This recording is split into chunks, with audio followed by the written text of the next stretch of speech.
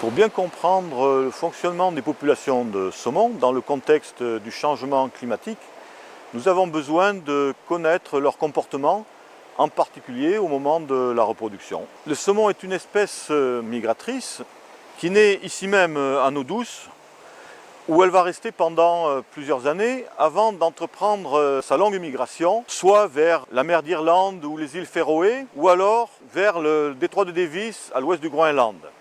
Là, il va rester pendant une ou plusieurs années sur ces aires d'engraissement. Il va se développer avec une très forte croissance et accumuler des réserves énergétiques.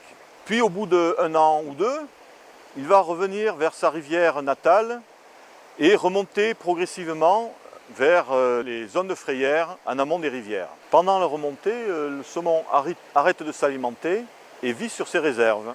Arrivé à maturité au début de l'hiver, la femelle va choisir une zone de frayère dans une zone de fort courant, tapissée de galets bien calibrés, dans une zone de rupture de pente qui assure une bonne oxygénation de l'eau.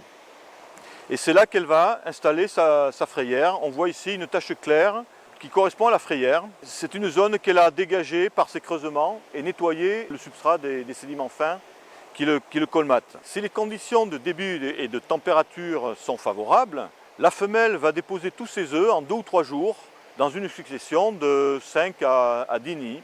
Pendant qu'elle creuse son nid, la femelle est courtisée par le mâle.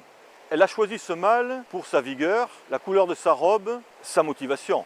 Les successions de stimulus réciproques entre le mâle et la femelle, tremblement du mâle, sondage et creusement de la femelle, culminent avec l'ouverture caractéristique de la gueule au moment de l'émission des gamètes et à la fécondation des œufs par le mâle. On observe aussi le comportement furtif des petits mâles. Ils n'ont pas encore entrepris leur migration vers la mer et pourtant ils sont capables de se reproduire. Ils cherchent à féconder les œufs par surprise en se glissant sous le couple au moment crucial. Mais ils sont chassés systématiquement par le mâle ou la femelle, et cela pour 2 raisons. Ils n'ont pas subi les épreuves de la migration. Par ailleurs, ils sont des prédateurs sur les œufs. Les petits mâles précoces sont très abondants aux alentours des frayères.